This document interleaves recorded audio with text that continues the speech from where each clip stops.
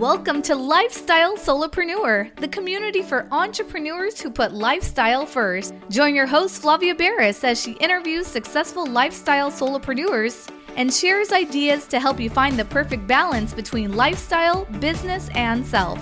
Flavia is an attorney, marketing expert, and founder of several online academies. She's been featured in major media, including BBC World News, The Wall Street Journal, The New York Post, ESPN Television, and more. Join us for this episode of Lifestyle Solopreneur. Hey, Lifestyle Solopreneurs. Today we get to speak with Adiel Gorel. He is one of the leading experts on real estate and real estate investment in the United States and around the world. He's the author of 5 books, including his Amazon bestseller, Remote Control Retirement Riches.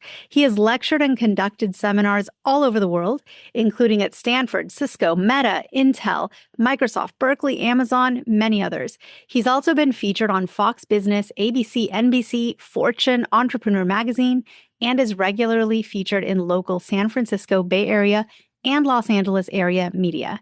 He even has his own public television real estate show called Remote Control Retirement Riches, which is still airing in its 6th year. His dynamic and entertaining on-stage presence led him to be featured on TEDx in 2023, and it has been viewed more than 1 million times. Welcome to the show, Adiel. Thanks for having me. It's a pleasure to be here.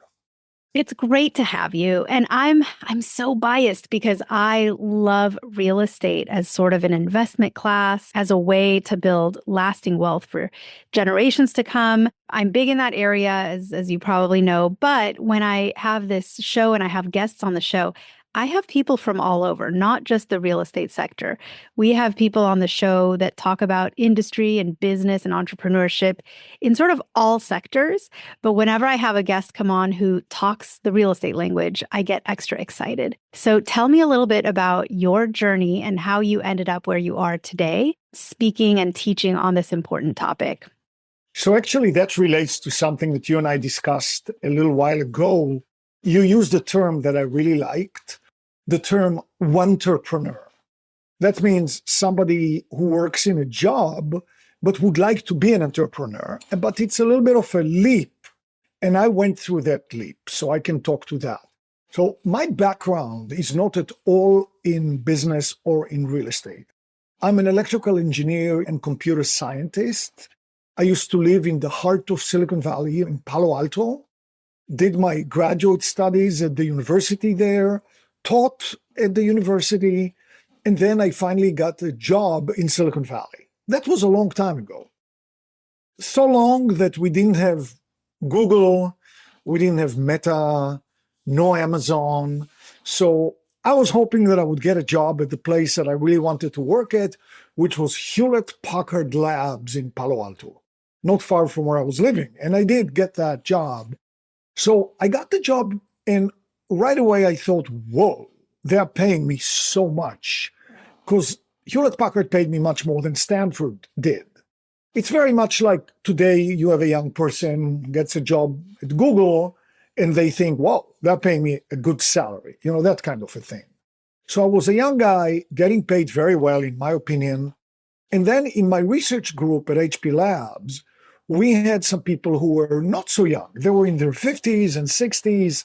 So I thought they must be very wealthy, working here for 30 years, making this kind of great salary. They must be wealthy. When I got to know my colleagues, I realized they were not wealthy. They owned their own home and a 401k, but that was it. So I thought, whoa, I don't want to end up like this financially. I'm going to need to build something by myself. So I grew up in a family of real estate developers. Not that I cared what my family did as a child, I just wanted to play, but I still was exposed to the power of what happens when you own real estate. So I said, okay, great. Look, I live in Palo Alto. I have a great job. My salary is great. My credit is great. My expenses are very low. I'm single. I'm going to start building an empire by buying rental homes. That was in the 1980s. I don't want to scare you. Yes, I started when I was 1 year old. No, I didn't. But back then in the 1980s, everybody had a mantra, which was only buy within 30 minutes drive of where you live. So I did that. I followed what everybody did. I was living in Palo Alto and I was buying in Sunnyvale, in San Jose, in Silicon Valley, basically, within range. After a few homes, I realized I couldn't build a big empire in Silicon Valley because the numbers were not friendly. The rents were way too low relative to the prices. It wouldn't have worked. So I said, okay, I want to continue, but I'm going to break that 30-minute drive rule and find a place where the numbers are friendlier. I did a little research. Of course, in the 1980s, I didn't have the web, and Sergey Brin and Larry Page were in kindergarten. But I still had access to my lab at Stanford, and there they had the ARPANET. That was the precursor to the internet. So I did a little research and I realized if I flew about an hour and a half out of San Francisco, I would hit a small city by the name of Las Vegas. And I could see that I could buy homes in Vegas that would cost about 1/4 of the Silicon Valley price. But amazingly, the rents they were getting were much closer to 1/2 of the Silicon Valley rents. Obviously, that was much better. So I started flying to Vegas every weekend. I always looked younger than my age, and back then I looked like a boy. The people in Vegas had never seen anybody that was buying out of state. They thought I was there to waste their time. Very skeptical. So I spent the first couple of months doing what I knew I had to do. Look for local property management firms.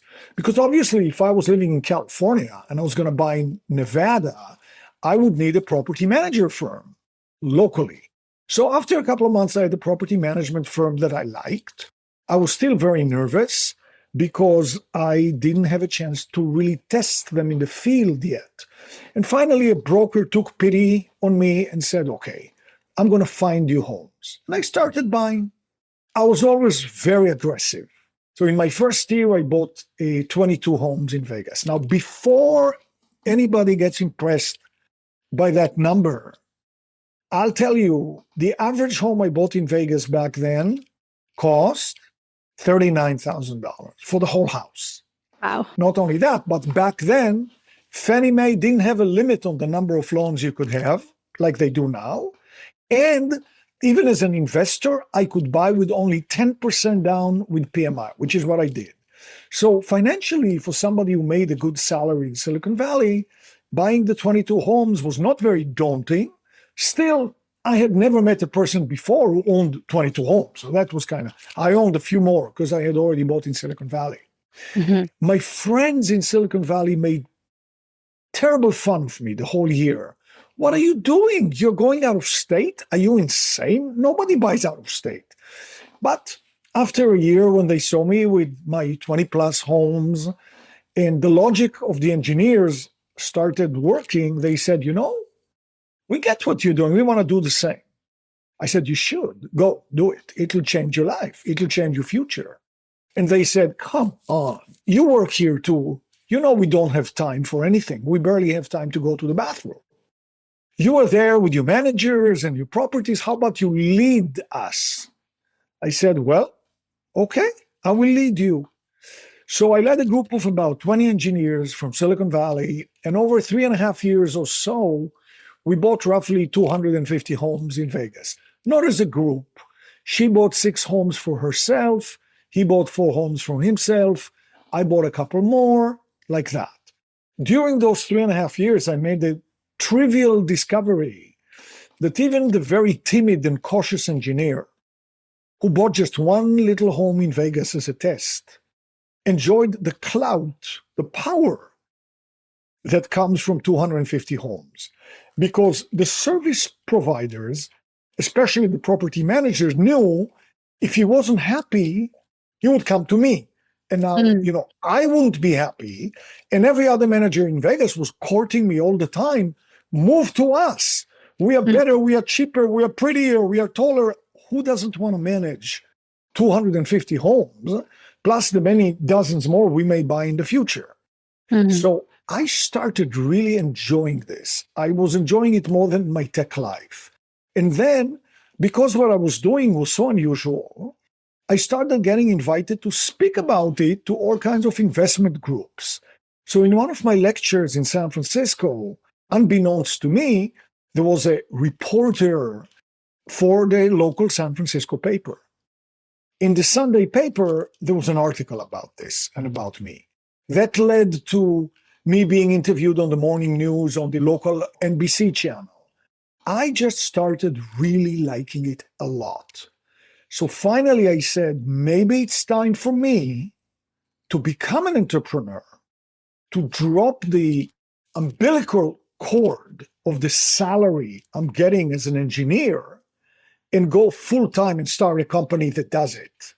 And those were the times where I would have the sleepless nights because you're going to give up on the security, on getting insurance, on getting a steady salary. And that was a difficult time, the transition. But I finally pulled the plug on my high-tech life, started our company. In the past 40 years, my investors bought more than 10,000 homes in about 30 markets, but the principle remained the same. In every market we go, we interview local property management firms based on recommendations. We interview local brokers based on recommendations. Of course, it's gotten easier because now we have a reputation, so they want to work with us because they know we could buy a lot of homes with them. And we simply have markets where our investors bought more than 1,000 homes, even more than 2,000 homes, and even one metropolitan area where we bought more than 3,000 homes over 21 years. But the principle is the same. After a few years, I realized it's better to buy brand new homes. I'm not going to explain it now, but I have a series of magazine articles I wrote by invitation for investment magazines. I'll be happy to share with you and your listeners. And one of them explains why brand new homes. So we do the same thing. We are in various markets across the US, and we buy brand new homes, and we have local managers that take care of the homes for us. But now I need to introduce another layer into the discussion. And that layer is the topic of the TEDx talk that I was invited to do a couple of years ago. And that is a very special topic. In the United States, and to the best of my knowledge, only in the United States, we get something that I consider to be the biggest financial gift in the world. Everybody knows the name of this gift, but hardly anyone thinks about what it truly means. In fact, the only person that really got what it means before I explained it was Warren Buffett, who was in touch with me in 2012, but he's already very wealthy. And so, I actually have a message. Some people ask me, you are a big investor. You lead your investors. You still are your biggest investor. You've been doing it for 40 years. Why aren't you retired? Well, I'm not retired because I have a message which is life-changing. Let's talk about this unbelievable gift that is given only in this one crazy country called the United States. The name of the gift? The 30-year fixed rate mortgage. So people are listening and probably saying, what? Everybody knows that. Well, come on, there's nothing new here. Well, here's what it looks like when I speak in Europe. I tell the Europeans, my American investors have a loan called 30 years fixed that they can take. The European says, well, what does that mean? I say, like the name implies, the mortgage payment, principal and interest, is fixed for 30 years. Then it goes to zero. Fixed. And also the loan balance, how much you owe, even though it goes down every month with your principal payment, also doesn't keep up with inflation. In fact, I believe the only two things in the US economy that don't keep up with inflation is the monthly payment and the loan balance. The Europeans are very incredulous. They say things like, I'm sorry, but you clearly don't know what you're talking about. I can't believe I drove 100 kilometers to hear you speak. What you're saying is impossible, and we are going to prove it to you with logic. You have inflation in the US, right? Right. All the time, right? Yes. Sometimes it's lower, sometimes it's higher, but it's always there, right? 40 years ago, you bought a postage stamp for 4 cents. Today, it's 72 cents. 40 years ago, you went to the movies in San Francisco for $2. Today, it's $15. If you go to Whole Foods and buy a beautiful organic avocado, it's going to be $3. You know, I know, everybody knows, in 10 years, it's probably going to cost $6. How could anyone be moronic so as if to give you a loan that will never change in the face of everything going up all the time with inflation? Because inflation erodes the value of the dollar. You need more dollars to buy the same goods all the time. The cost of shoes, the cost of sweaters, the cost of rent, house, everything keeps up with inflation, but your mortgage doesn't. If this were true, which of course it can't be true because you're stupid and you don't know what you're talking about, they say, it would be the biggest financial gift in the world. It would erode the real value of your loan in real dollars, day after day, month after month, year after year, building wealth like crazy, and you're not going to have to wait for 30 years. Probably after 10 years or so, your loans are going to look like a joke. They're absolutely right. So when I ask them to do a search, and they immediately see we do have something called 30 years fixed, the next question is always the same. If you can get this unbelievable gift, why don't every American runs out every day, dropping everything else to get as many of those gifts as they can? It'll make them rich. My answer is always the same. I don't know, but I sure did. So that's the message. That's why I'm not retired. It's life-changing. So I'll give you one example out of many thousands. Since I've been doing it for decades, I have many thousands of examples. So here's an example.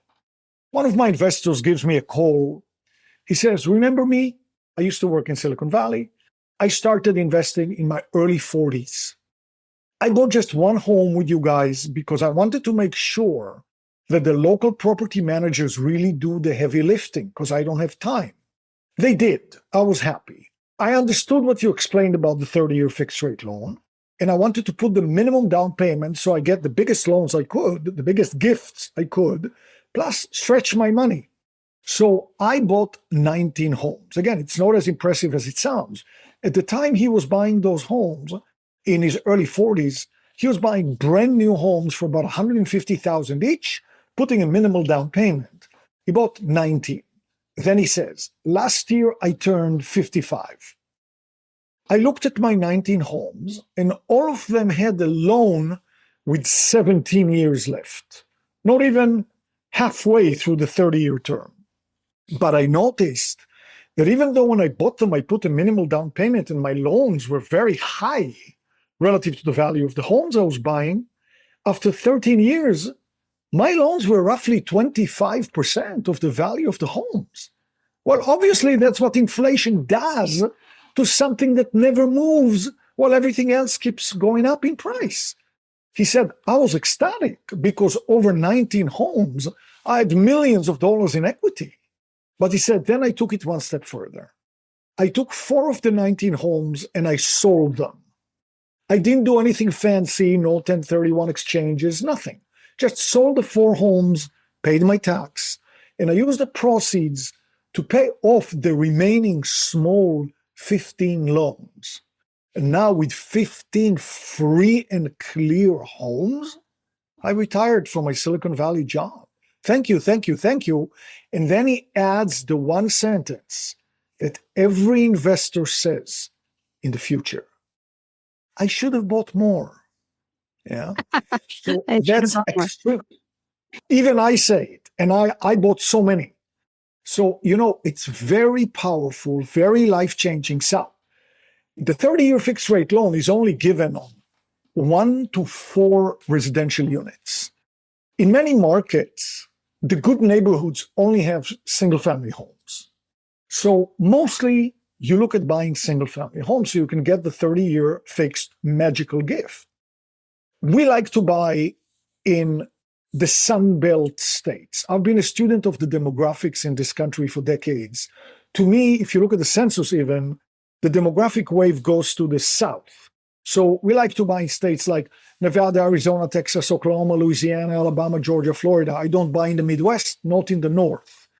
Now, in these southern states, I like to buy in large metropolitan areas for job and economic diversity. Then I also like to buy in the suburbs. Families with kids, very stable. The kids go to school. It's like a root in the ground. Then I already said I like to buy brand new home. So I think on my TEDx talk, I say the steps are very simple. Buy a brand new home in the suburbs of a large metropolitan area that's affordable in the Sunbelt states. Put a relatively small down payment. Get a 30-year fixed rate loan. Let the local property manager lease out the property for you, and then proceed to do the hardest action for a human being to do. Nothing. Waiting. Patience. Just wait. And within 12 to 14 years, it changes your life. So I'm very passionate about it. And luckily, many thousands of people have benefited from it, and many thousands more can. So that's my message, basically. It's amazing. And okay, let's talk about the one thing that like today, so we're in the year 2025, and a lot of people that I talk to, because I work in the real estate world, they're saying, no, real estate's great and all, but I'm going to wait until the economy's better, or I'm going to wait until I have that next promotion, or I'm going to wait until interest rates come down again. And so they're sort of trying to time the interest rate markets. What do you say to people like that who are trying to sort of wait for that magical interest rate to show up again before they jump into the market? Well, Flavia, this is a phenomenal question. Really, a great question. Thank you for it. So I'll begin by saying, when somebody tries to time the market in anything, including stocks, usually doesn't end well, right? The most successful stock investment guy in the history of time is Warren Buffett. He's a long-term holder. But I will say this, the media tends to make everything about 100 times bigger. That's just normal. And the media grows bigger. It used to be just the TV and the newspapers. Now we have TikTok and Facebook, So here is the real knowledge from the field, not what the media says. When we had the COVID time and the Fed lowered interest rates to the lowest point in the history of all time, where a homeowner could get a loan for 2.5% and an investor for as low as 3.25%, the media pounced on it and pumped millions of people saying, buy, the rates are low, this is the time, buy. So millions of people jumped in, they listened to the media, and they wanted to buy. So demand became unbelievably high in many markets. Supply actually was still suffering from the COVID supply chain problems. It was low. So when the demand was so high, supply was so low, what happened? In many markets, prices shot up like crazy. But in addition, we like to buy brand new homes, as I already said. So you buy those from builders. The builders got so much demand, they said, we can be choosy. We don't want to work with investors at all, only homeowners. Homeowners get a 3.5% FHA loan. They fall in love with the home. We don't want investors. So during the time when the rates were the lower, we barely could find a home to buy, and we spent months on waiting lists. Then inflation reared its ugly head. Interest rates went up. What did the media do? Oh my God, the rates are so high. Don't do anything. Stop. Sit on the sidelines. Wait for rates to go down, right? That's what we are hearing now too. Well, guess what happened?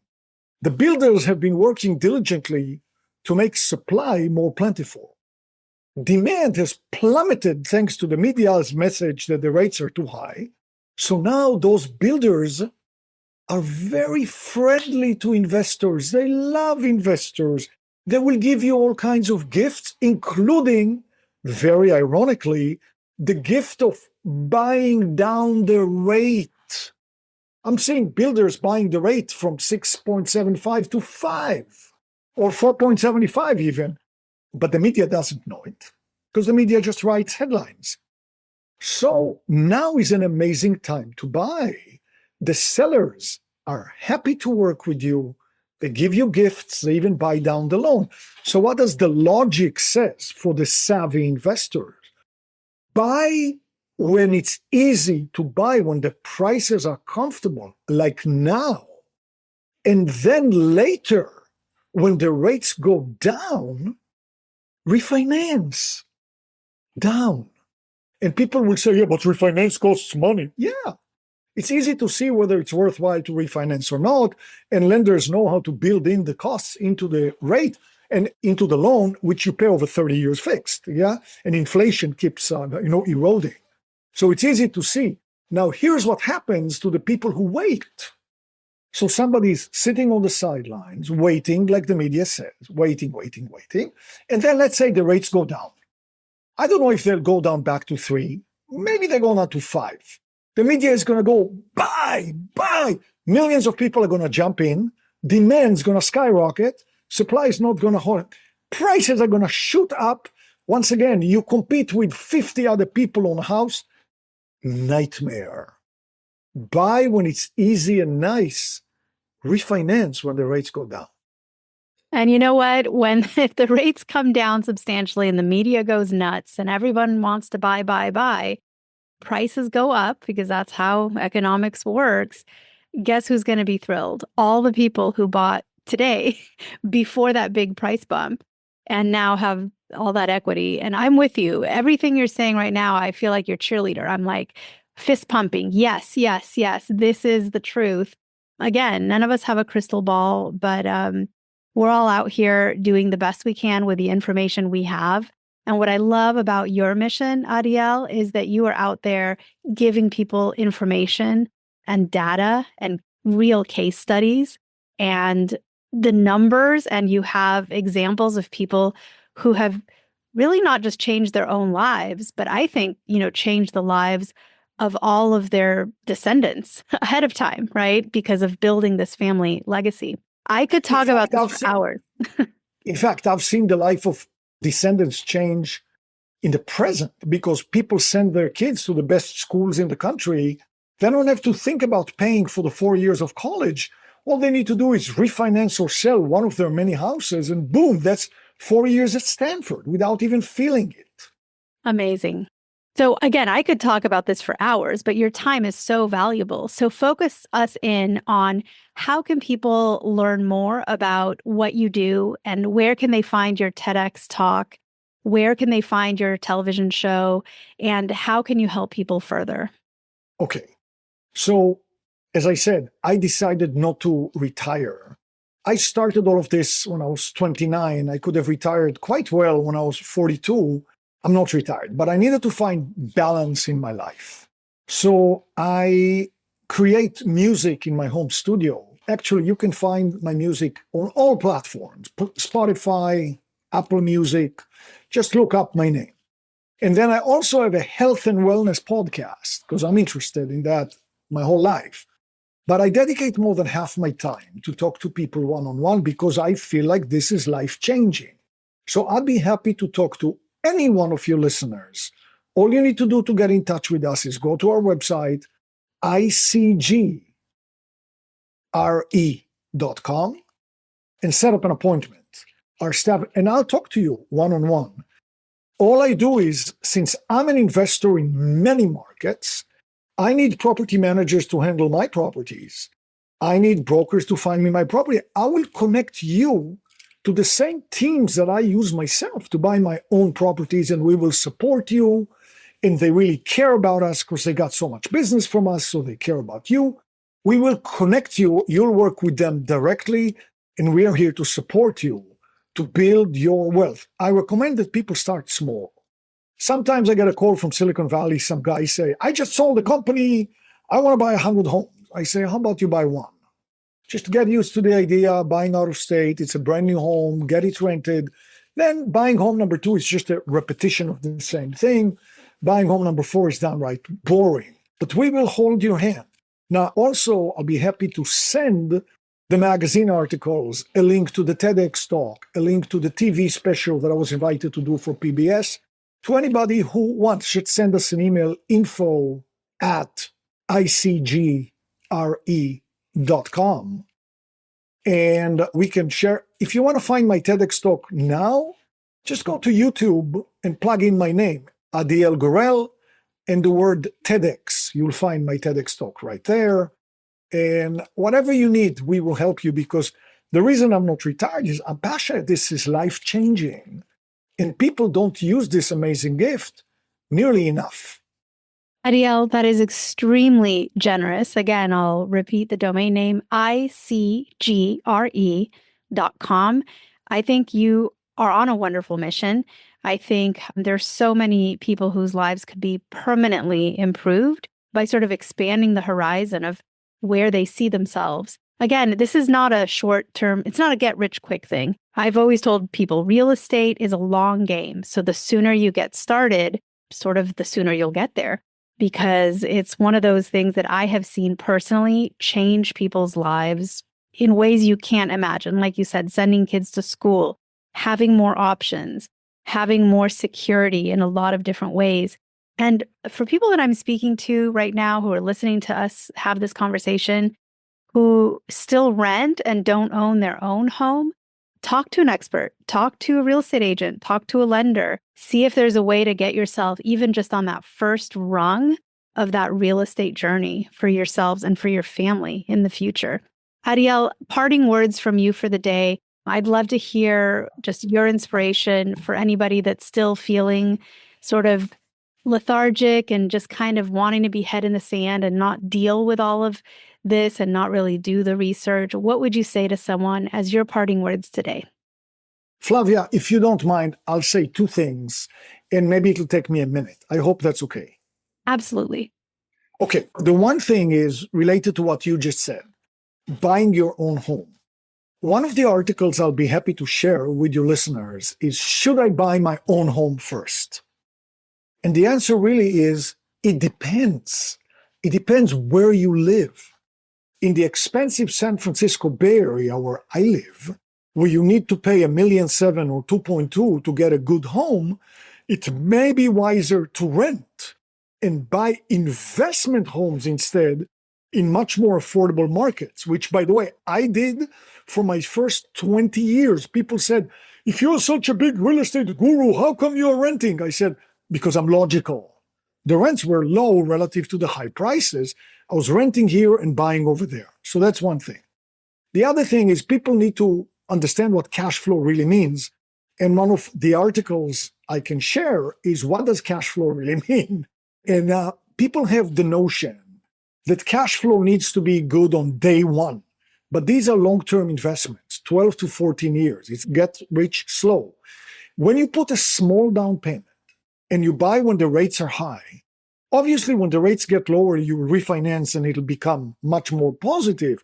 But even if it starts out break even or even slightly negative, it's very temporary. The rents keep up with inflation over time, but the mortgage payments, the PI, never changes. So it'll get more and more positive. So people have to realize, when you buy, the first year, the cash flow comes from your job. That's what you eat from. That's what you charge your car from. But you give it a few years and give it 12 to 14 years, and you may never have to work again. The homes will feed you. Absolutely. Amen to that, all of it. Thank you, Adiel, for being who you are and giving back so much of what you know, because there's a lot of people that would find your kind of success and sort of run with it on their own and not necessarily share it with everybody else. I love that one of the first things you did was tell all of your coworkers and people that you knew in your life, hey, you should do this too. And you were even willing to hold everyone's hand and take them there. And I think you're doing that to this very day. And that speaks volumes to who you are as a person and your soul and what you're putting out into the world, which, of course, like karma tends to do, has come back to you as well in spades. So continue on this journey. You are an amazing gift. Thank you, Adiel, for being on the show today. and sharing those gifts with us. Thank you very much, Flavia. Hey everyone, thank you so much for joining us, and I hope you enjoyed the show. Don't forget to subscribe to this podcast, and if you leave a review on iTunes, I promise I will read every single review. If you know someone who makes a full-time living from part-time work, and maybe this is you, please visit lifestylesolopreneur.com to nominate a guest or to nominate yourself. Because remember this, money doesn't buy happiness. But money in the hands of a happy person, there is no greater tool. Today's episode was brought to you by the Get Shift Done program. It's a lifestyle-changing online class to help you define your business and lifestyle ambitions, and to set goals in a way you've never experienced before. This class will 10x your daily productivity with methods that will blow your mind. And if you use a coupon code podcast, the class tuition is 99% off. Visit GetShiftDone.com to enroll today.